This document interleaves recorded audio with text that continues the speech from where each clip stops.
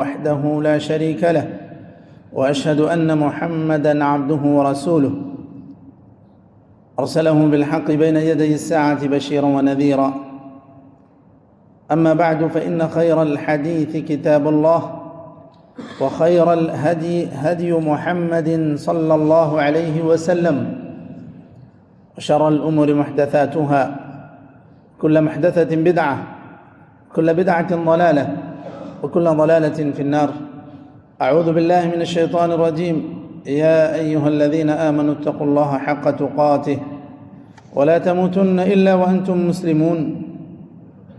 وقال تعالى: يا أيها الناس اتقوا ربكم الذي خلقكم من نفس واحدة وخلق منها زوجها وبث منهما رجالا كثيرا ونساء، واتقوا الله الذي تساءلون به والأرحام، إن الله كان عليكم رقيبا. وقال تعالى: يا أيها الذين آمنوا اتقوا الله وقولوا قولا سديدا يصلح لكم أعمالكم ويغفر لكم ذنوبكم، ومن يطع الله ورسوله فقد فاز فوزا عظيما. أما بعد، إخوة الإيمان، أوصيكم وإياي أولا بتقوى الله في السر والعلن. وبعد، سنتحدث في هذه الخطبة حول موضوع الإحسان في العبادة.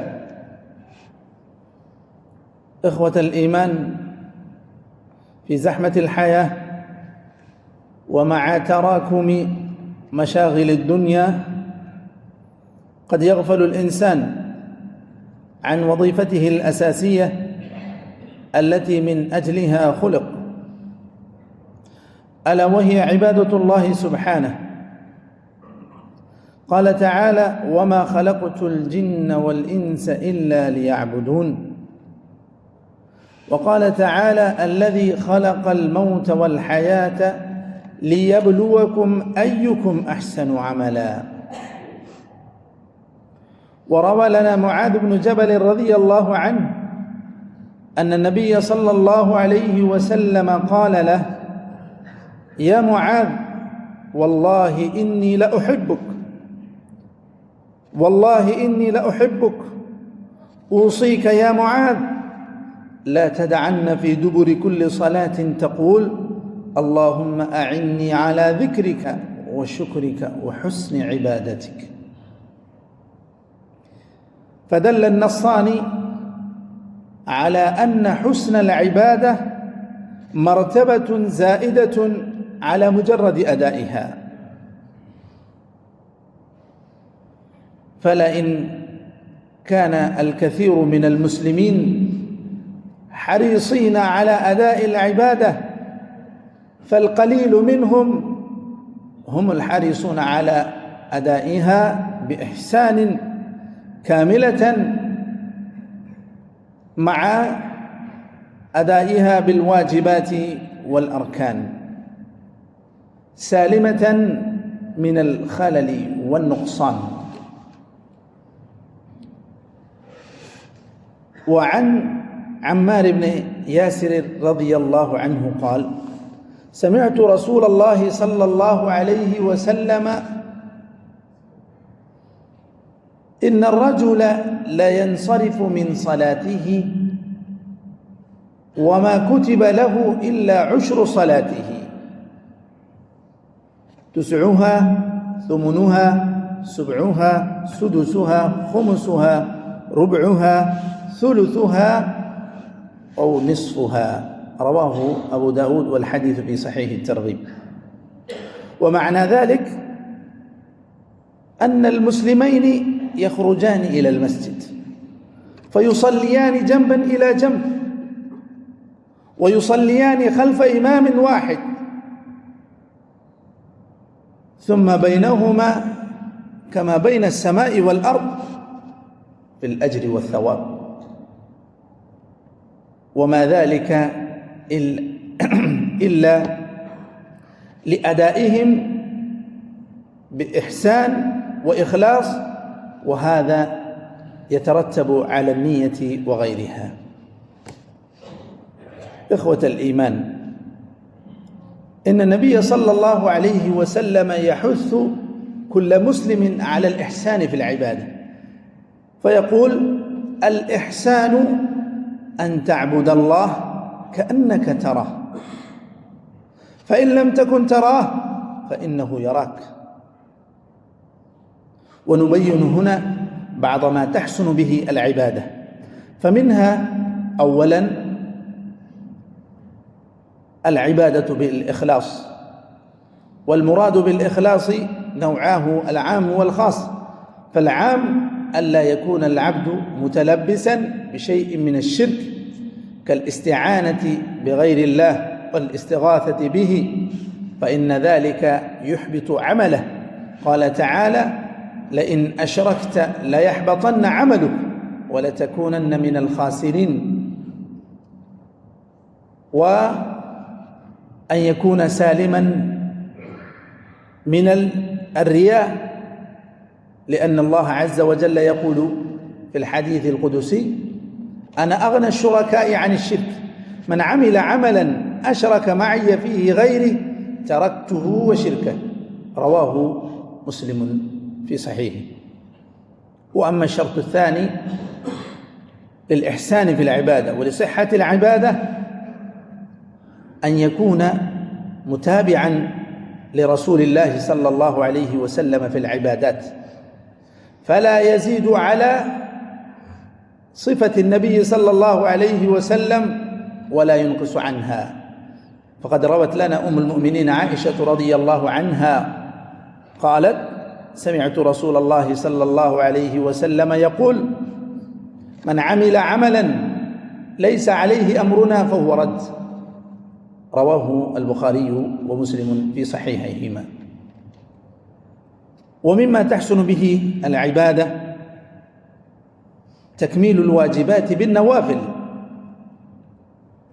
فإن الله عز وجل يجبر ما انتقص من الفرائض بالنوافل.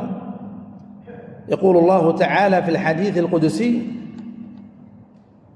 يقول الله عز وجل لملائكته: انظروا هل لعبدي من تطوع، فيجبر به ما انتقص من الفرائض. أقول قولي هذا وأستغفر الله لي ولكم ولسائر المسلمين فاستغفروه إنه هو الغفور الرحيم.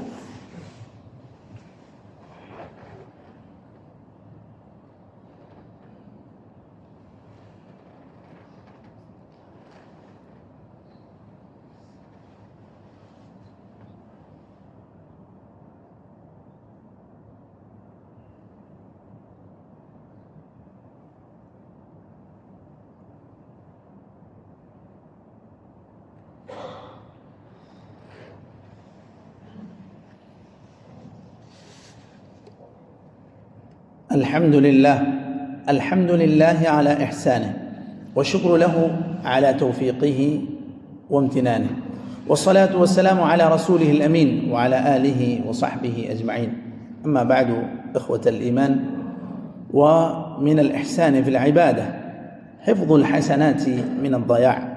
قال الله تعالى: يا أيها الذين آمنوا لا تبطلوا صدقاتكم بالمن والأذى. ومما يبطل به العمل المن والأذى لمن أحسنت إليه. وعن جندب رضي الله عنه قال: سمعت رسول الله صلى الله عليه وسلم يقول: قال رجل: والله لا يغفر الله لفلان. فقال الله تعالى: من ذا الذي يتألى علي ألا أغفر لفلان؟ قد غفرت له وأحبطت عملك. قال أبو هريرة: تكلم بكلمة أوبقت دنياه وآخرته. وعن أبي هريرة رضي الله عنه قال: قال رسول الله صلى الله عليه وسلم: إن الرجل لا يتكلم بالكلمة ما يتبين فيها يزل بها في النار أبعد مما بين المشرق والمغرب. رواه مسلم في صحيحه. نسأل الله تعالى أن يجعلنا من الذين يستمعون القول فيتبعون أحسنه. اللهم أعز الإسلام والمسلمين، وأذل الشرك والمشركين، ودمر أعداء الدين، واجعل هذا البلد آمنا مطمئنا وسائر بلاد المسلمين. اللهم من أراد الإسلام والمسلمين بسوء فأشغله بنفسه، واجعل كيده في نحره يا قوي يا عزيز. اللهم انصر المجاهدين في سبيلك في كل مكان، اللهم انصر إخواننا المستضعفين في فلسطين، اللهم كن لهم ناصرا ومعينا يا ذا الجلال والإكرام، اللهم داوي جرحاهم، اللهم فك أسراهم، اللهم عليك بالأعداء اليهود الغاصبين المحتلين فإنهم لا يعجزونك، اللهم خذهم أخذ عزيز مقتدر، اللهم وفق جميع ولاة أمور المسلمين لتحكيم شرعك وللعمل بسنة نبيك، اللهم وفق ولي أمرنا لما تحب وترضى، وخذ بناصيته للبر والتقوى، وهيئ له البطانة الصالحة، اللهم اكفنا بحلالك عن حرامك وأغننا بفضلك عمن سواك، اللهم إنا نسألك الهدى والتقى والعفاف والغنى، اللهم إنا نسألك الجنة وما قرب إليها من قول وعمل، ونعوذ بك من النار وما قرب إليها من قول وعمل، اللهم أغثنا، اللهم أغثنا، اللهم أغثنا غيثا مغيثا مريعا مريعا نافعا غير ضار عاجل غير آجل، اللهم اسق عبادك وبهائمك وانشر رحمتك وأحي بلدك الميت، اللهم أنزل علينا الغيث ولا تجعلنا من القانطين، اللهم أنزل علينا الغيث واجعل ما أنزلته علينا قوة لنا على طاعتك وبلاغا إلى حين، اللهم اقض الدين عن المدينين، واشف مرضانا ومرضى المسلمين، وارحم موتانا وموتى المسلمين، اللهم اغفر لهم وارحمهم وعافهم واعف عنهم وأكرم نزلهم ووسع مدخلهم ووصلهم بالماء والثلج والبرد ونقهم من الذنوب والخطايا كما ينقى الثوب الأبيض من الدنس. عباد الله، إن الله وملائكته يصلون على النبي يا أيها الذين آمنوا صلوا عليه وسلموا تسليما، اللهم صل وسلم وبارك وأنعم على حبيبك محمد، وارض اللهم عن الخلفاء الراشدين أبي بكر وعمر وعثمان وعلي وعن سائر صحابة نبيك أجمعين، وعنا معهم بعفوك وكرمك وجودك يا أكرم الأكرمين. عباد الله، إن الله يأمر بالعدل والإحسان وإيتاء ذي القربى وينهى عن الفحشاء والمنكر والبغي يعظكم لعلكم تذكرون، اذكروا الله يذكركم وادعوه يستجب لكم، ولذكر الله أكبر والله يعلم ما تصنعون، وأقم الصلاة.